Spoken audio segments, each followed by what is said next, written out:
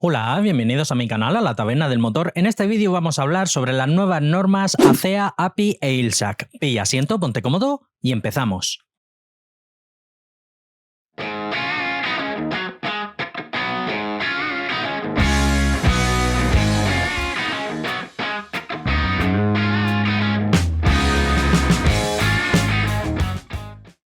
En lo que respecta a la regulación de los aceites, contamos con tres grandes organismos que son los que regulan las especificaciones mínimas y las características que han de cumplir todos los aceites que se comercializan actualmente y desde hace ya algunos años. Primeramente tenemos API, el Instituto Americano del Petróleo. Por otro lado tenemos a ILSAC, que es el Comité Internacional de Estandarización y Aprobación de Lubricantes, así como también ACEA, que es la Asociación de Constructores de Automóviles Europeos. Prácticamente cualquier tipo de aceite que tenemos a nuestra disposición hoy día en el mercado cumple una o varias de estas normas de homologación. Así como todas las normas de homologación de fabricantes, ya sea BMW, Mercedes, PSA, General Motors, Ford, etc., se basan en alguna de estas normas que he mencionado, API, ACEA o ILSAC. En lo que respecta a las normas API, para turismo se refiere, que es lo que más tocamos en este canal, empezó en los años 30 con la norma SA, norma la cual ha ido evolucionando en el tiempo, añadiendo más baterías de pruebas o bien dificultando las mismas hasta llegar a la última norma más conocida que salió en el año 2017, conocida como API SN. En lo que se refiere a las normas ILSAC, empezó con la norma ILSAC GF1, GF2, GF3, GF4 y la última y más conocida, la última que salió en el año 2010, conocida como ILSAC GF5. Este tipo de normas se ha basado principalmente en la eficiencia y el ahorro de combustible de los motores de combustión. En lo que respecta a la norma ACEA, nació en el año 1996 y ha ido sufriendo distintas actualizaciones a lo largo del tiempo en el año 98, 99, 2002, 2004, 2008, 2010, 2012, 2016. En el 2018 tuvo una pequeña actualización sobre la norma 2016 y la última de la que vamos a hablar en este vídeo, la del año 2021. Las distintas actualizaciones de estos tres organismos en cuanto a las características y propiedades físicas que han de tener los aceites durante los últimos 30 años básicamente se han enfocado en un tema medioambiental, en elaborar aceites que por un lado aportasen una mayor eficiencia de combustible para que los motores consumiesen menos y por ende contaminasen menos, así como también el reducir los aditivos utilizados que son contaminantes, como lo es por ejemplo el azufre.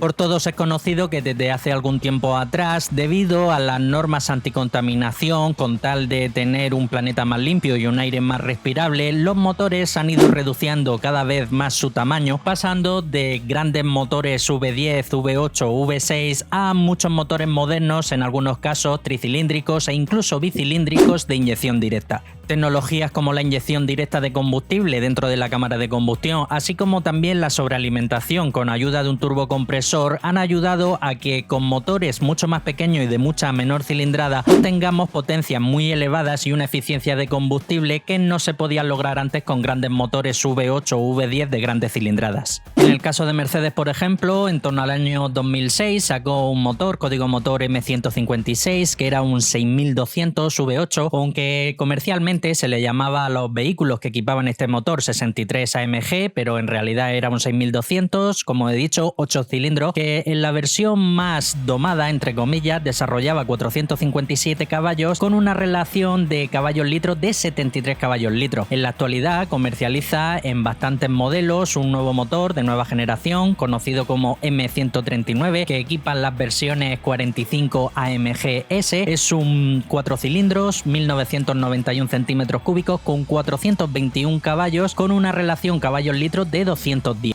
BMW, por ejemplo, hasta en torno al año 2000 estuvo comercializando en sus grandes berlinas un motor V12 atmosférico conocido con el código motor M73. Era un 5.379 centímetros cúbicos V12 atmosférico con 12 cilindros que desarrollaba 326 caballos con una relación caballos-litros de 60. En la actualidad comercializa uno de sus motores más conocidos en 4 cilindros cilindros, el V48, con 1998 centímetros cúbicos, que desarrolla 306 caballos, con una relación caballo-litro de 153. La marca Ford, en torno al año 2003, sacó al mercado una versión del Ford Mondeo, el Ford Mondeo ST 220, que llevaba un motor V6, 2967 centímetros cúbicos, que desarrollaba 220 caballos, con una relación caballo-litro de 74, y en la actualidad comercializa, por ejemplo, el motor Ford EcoBoost, que tiene una versión de en torno a 1000 centímetros cúbicos, pero también tiene una versión en 1500, en 2000, en 2300, pero en este caso el que monta actualmente, por ejemplo, el Ford Fiesta ST, es un 1496 centímetros cúbicos, un motor de 3 cilindros que desarrolla 200 caballos con una relación caballo-litro de 133. El grupo BAG, por ejemplo, durante muchos años ha estado comercializando un motor V8 conocido como 4.2, en realidad era 4163 centímetros cúbicos, 8 cilindros, que desarrollaba 354 caballos con una relación caballos-litro de 85, y desde hace algunos años hasta la actualidad comercializa un motor de 4 cilindros conocido como EA888, 1984 centímetros cúbicos, que en la actualidad en su versión más potente desarrolla 320 caballos con una relación caballo-litro de 161. En el caso de Toyota tenía un motor que montaba mucho en los Land Cruiser con el código motor 2UZFE con un 4663 centímetros cúbicos, gasolina V8 con 8 cilindros, que desarrollaba 288 caballos con una relación de caballos-litros de 61. El nuevo motor que han diseñado para equiparlo principalmente en el Yaris GR con el código motor G16E GTS con 1618 centímetros cúbicos, un motor tricilíndrico, desarrolla 260 caballos con una relación caballos-litros de 160. Con ayudas de tecnologías como la inyección directa de combustible, así como la sobrealimentación de uno o varios turbocompresores, hemos conseguido que motores de muy baja cilindrada y que muy pocos cilindros desarrollen altísimas potencias, pero no por ello están exentos de algunos problemas que han venido a solucionar estas nuevas normas API, ACEA e ILSAC. El primer y principal problema que viene a subsanar esta nueva hornada de normas de aceites de nueva generación es un problema que se encuentra en los motores de inyección directa, sobre todo los de baja cilindrada, tanto atmosféricos como turbos, que es el picado de biela a bajas revoluciones, conocido como LSPI. El funcionamiento normal de un pistón en la carrera de compresión es comprimir la mezcla de aire-combustible en la cámara de combustión y esperar a que salte la chispa para que esta mezcla detone y ejerza fuerza sobre el pistón en su carrera descendente. Debido a que en los motores de nueva generación estamos inyectando mucha mayor cantidad de combustible, así como también de aire, en un espacio mucho más reducido, ya que los pistones son mucho más pequeños, las temperaturas que se alcanzan son mucho más elevadas, y esto provoca que la mezcla aire-combustible detone antes de que salte la chispa, provocando serios daños en el motor. Aprovecho para recordarte que si te gusta la temática de mis vídeos, no olvides suscribirte y, muy importante, darle a la campanita, para que así seas el primero en enterarte de todas las novedades que traiga al canal.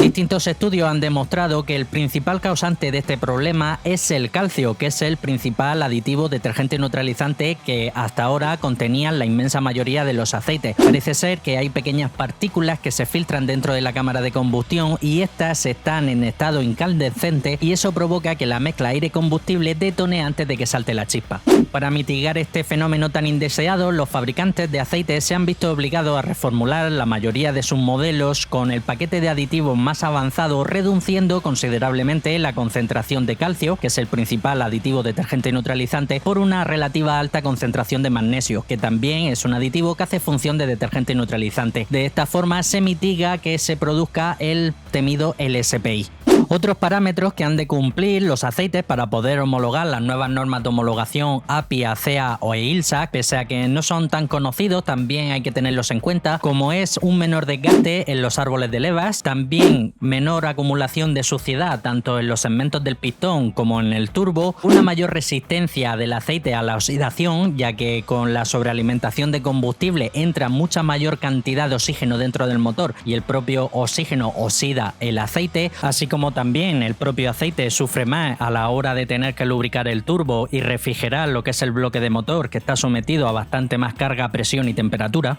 Otro parámetro que se ha tenido en cuenta es la degradación que sufren los cojinetes de biela, así como de bancadas, la corrosión que sufren. Otro parámetro en el cual han dado un nuevo giro de tuerca ha sido en la economía de combustible, así como también en la resistencia al desgaste de las cadenas de distribución. Para poder superar este tipo de pruebas, además del paquete de aditivos específico que han de aplicar los fabricantes en la formulación de los aceites, también han de reformular las bases utilizadas. En este caso, las bases minerales quedan totalmente descartadas, siendo requisito mínimo una base HC grupo 3 para poder homologar este tipo de normas de homologación, a las cuales en mayor o menor medida los fabricantes se van a ver obligados a utilizar bases del grupo 4, bases PAO, así como también bases del grupo 5, como son los ésteres o naftalenos alquilados. Hay que recordar que este tipo de normas son retrocompatibles con las normas anteriores, así que si tu vehículo recomienda, por ejemplo, un aceite con la norma ILSA GF4 o GF5, sin problema alguno vas a poder poner un aceite de nueva generación con norma ILSA GF6, siempre y cuando se respete la viscosidad. En el caso de API, si tu vehículo recomienda una norma API SL, SM o SN, sin problema alguno vas a poder poner una nueva norma API SP, también nuevamente respetando lo que es la viscosidad. Y en cuanto a la ACEA, vamos a ver los cambios que ha sufrido.